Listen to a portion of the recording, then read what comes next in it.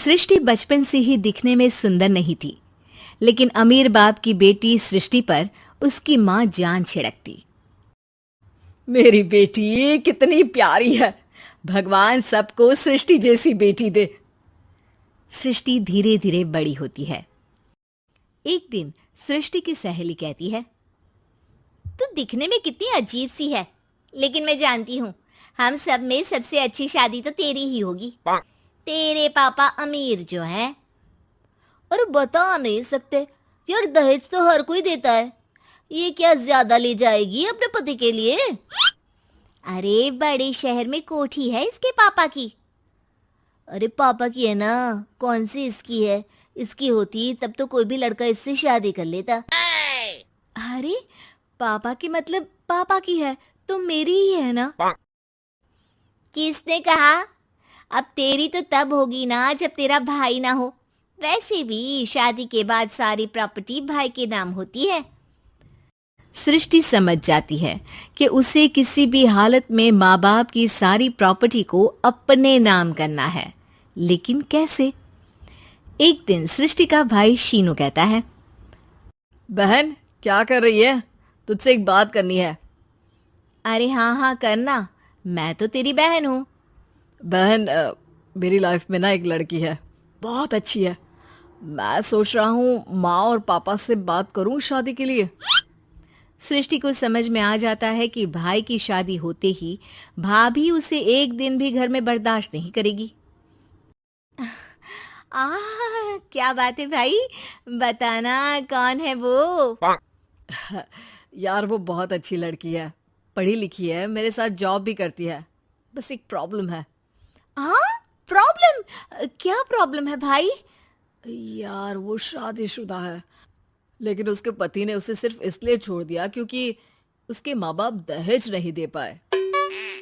सृष्टि ये सुनकर न जाने क्यों खुश हो जाती है। अरे भाई तो क्या हुआ, लड़की तुझे तो पसंद है ना? शीनू को लगता है कि बहन उसे समझ रही है। वो इस बात से अनजान होता है कि उसकी बहन की मंशा पूरा घर हड़पने की है।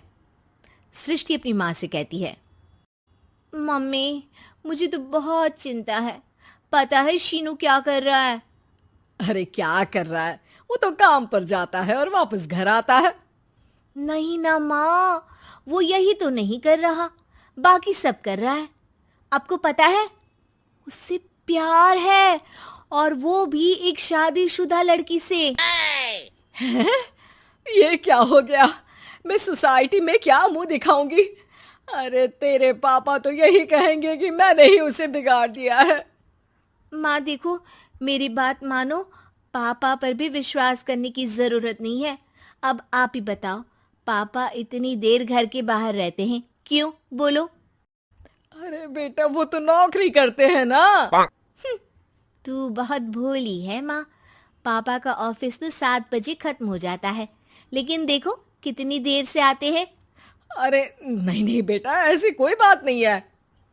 सृष्टि माँ को एक औरत से बात करते पिता की फोटो दिखाती है। देखो माँ, कैसे हैं पापा? मैं ना कहती थी कि पापा सही नहीं है। मैं तेरे पापा से बात करूंगी, दे फोटो मुझे। ओ माँ, वो तो डिलीट हो गई। लेकिन चल, तूने तो देख लिया ना।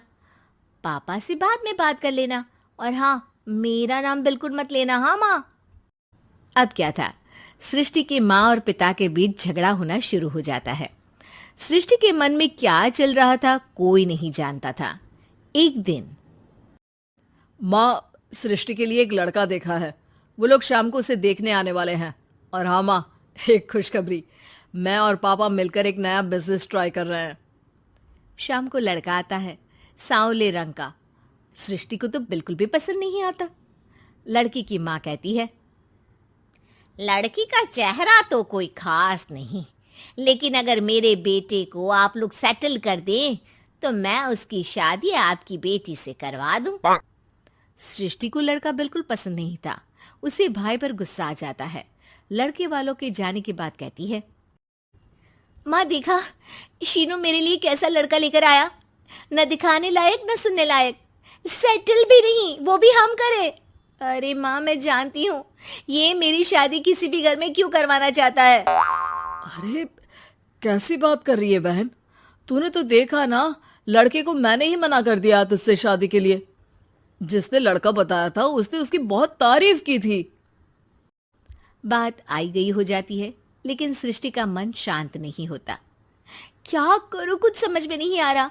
मेरी शादी हो गई तो ये लोग पूरी प्रॉपर्टी शीनू के नाम कर देंगे, मेरे हाथ तो कुछ लगेगा ही नहीं। तभी सृष्टि को आइडिया आता है। वो किसी वकील को फोन करती है।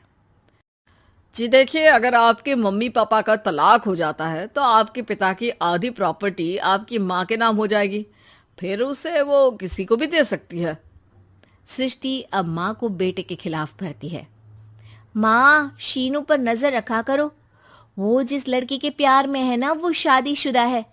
यहाँ आएगी, सारा पैसा रुपया जमीन जायदाद सब हड़प लेगी। पापा का भी हाल तुमसे छुपा नहीं है।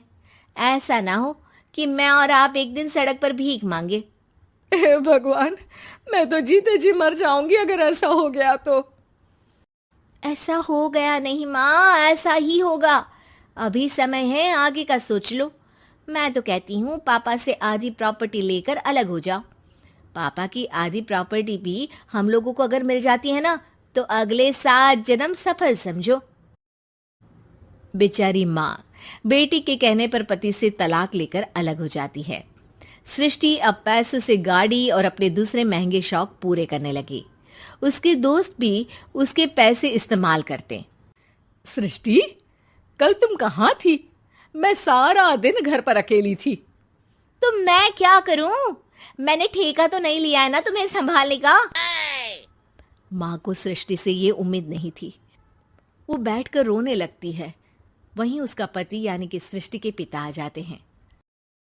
मैं जानता था कि तुम्हारा यही हाल होगा, तो आपने मुझे रोका क्यों नहीं?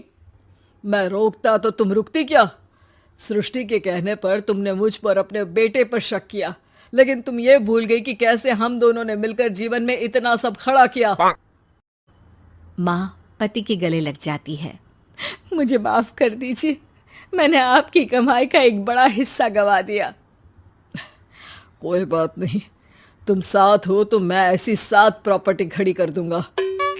तभी वहां सृष्टि आ जाती है रोते हुए। माँ, मयंक ने मुझे छोड़ दिया। वो बोल रहा था जब तक मेरे पास पैसे थे तब तक ही वो मेरे साथ था। पापा, माँ, मुझे माफ कर दीजिए।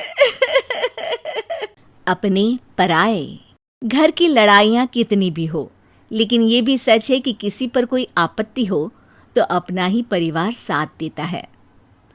भैया, मेरे पीछे पुलिस लगी है, प्लीज मुझे बचा लो। रवि और राज 2 भाई, लेकिन दोनों में कभी नहीं पटी। अरे क्या हुआ छोटे, क्या कर दिया तूने? अरे कुछ नहीं भैया, मेरा दोस्त है ना राजू, वो मुझे लेकर बैंक गया था। मुझे नहीं पता भैया कि वो वहाँ बैंक लूटने जा रहा है। मैं उसके साथ बैंक में घुसते ही सीसीटीवी कैमरे में दिख गया हूँ। अब पुलिस मुझे ढूंढ रही है भैया, मुझे बचा लो। राज कुछ सोचता है, फिर कहता है, ओके, तुम यहीं रुको, मेरा एक दोस्त पुलिस में है, मैं बात करता हूँ। तभी वहां रवि की बीवी राज की बीवी के साथ आ जाती है। तुम लोगों के घर जब तक पुलिस का आना जाना है, बच्चों को यहीं छोड़ दो, उन पर असर ठीक नहीं पड़ेगा। तभी वहां पुलिस आ जाती है। चलो चलो, कौन है रवि, थाने चलो। मैंने कुछ नहीं किया, मुझे कुछ नहीं पता। अरे वो तो पुलिस स्टेशन चलकर ही पता चलेगा कि कुछ पता है कि नहीं, चलो। कहानी का फ्लैशबैक। भैया, मुझे मेरे मकान में हक चाहिए ही चाहिए। अरे लेकिन छोटे, अभी मेरे बच्चों पर काफी खर्चा है, तेरी भाभी की भी तबीयत ठीक नहीं रहती, बजट बिल्कुल नहीं है कि मैं अलग होकर रहूं। देख लो भैया, 1 महीना है तुम्हारे पास, जल्दी से घर खाली कर दो। अरे कैसी बात कर रहे हैं भैया, मेरे शरीर में अभी इतनी हिम्मत भी नहीं कि घर को खाली करे। तो क्यों अपना पोषण बेचा भाभी? अरे तुम तो जानती हो, पिताजी की बीमारी के कारण उन्हें हमारी जरूरत थी, कैसे आते पैसे। ससुर जी तो बूढ़े थे भाभी, उनकी बीमारी में भी पैसे लगाना कौन सा अकल का काम था? तो क्या पिताजी को मैं मरने के लिए छोड़ देता? अरे रवि, तू तो समझ, पापा को हमारी जरूरत थी। उन्होंने हमारे लिए हर वो काम किया जिससे हमें खुशी मिले। बैक टू रवि जो जेल में बैठा है। ये मैंने क्या कर दिया था? मैं ना पिता का हुआ ना ही भैया का। मेरे साथ जो हो रहा है ठीक ही हो रहा है। तभी वहां पुलिस वाला आता है। रवि, तुमसे कोई मिलने आया है। भाभी, आप यहाँ क्यों आई? पुलिस स्टेशन है ये भाभी। भैया, आपकी जगह मेरा भाई होता तो क्या मैं नहीं आती? अच्छा, ये खाना ले लीजिए, खा लीजिएगा। आपके भैया लगे हैं वकीलों और पुलिस वालों से बात करने में। डरने की कोई बात नहीं। जब आपने गुनाह किया ही नहीं तो सज़ा भी नहीं मिलेगी। रवि भाभी को देखकर रोने लगता है। घर में साक्षी चुपचाप बैठी होती है कि तभी सोनम कहती है, अरे साक्षी, क्या हुआ? परेशान क्यों हो रही हो? भाभी, अभी अभी पुलिस स्टेशन से खबर आई है, इन्हें बड़े जेल में शिफ्ट किया जा रहा है। मैं क्या करूंगी भाभी? रो मत, हम अच्छे से अच्छा वकील करेंगे। लेकिन उसमें तो बड़े पैसे लगेंगे दीदी, हम इतना पैसा कहाँ से लाएंगे? अरे क्यों, ये मकान है ना, और मेरे कुछ गहने भी है। साक्षी की आंखों में पानी आ जाता है। पर दीदी, ये तो आप और भैया की मेहनत की कमाई है। पापा के बाद भी तो हम लोगों का सब खत्म हो गया था। पापा को तो बचा नहीं पाए, लेकिन भैया को ज़रूर बचा लेंगे। और भगवान चाहेंगे ना तो दोनों भाई मिलकर इससे भी बड़ा मकान खड़ा कर लेंगे। साक्षी। थोड़ी देर में राज वहां आता है। सोनम सही कह रही है साक्षी, पैसों की कमी के कारण किसी भी बेगुनाह को सजा नहीं मिलती। राज एक अच्छा सा वकील करता है। सोनम और साक्षी बचाए पैसे और अपने गहनों को बेचकर रवि का केस लड़ते हैं और जल्द ही रवि जेल से बाहर आ जाता है। रवि राज को गले लगाकर कहता है, भैया मुझे माफ़ कर दो, मुझे साक्षी ने सब कुछ बताया है। भैया, आपने मुझ पर विश्वास किया, मेरे लिए दिन रात मेहनत की, भाभी ने अपने गहने तक बेच दिए। भैया, आपने तो पापा के लिए भी पैसे नहीं देखे, लेकिन मैं बहुत ही सेल्फिश निकला। भैया, एक आखिरी बार मुझे माफ़ कर दो, मैं शर्मिंदा हूँ। अरे भाई, अपने तो अपने ही होते हैं। पापा ने हमारे लिए क्या नहीं किया, ये तुम्हें बताने की ज़रूरत नहीं है मुझे। और फिर तू तो मेरा भाई है। पैसे से बढ़कर रिश्ते होते हैं भाई।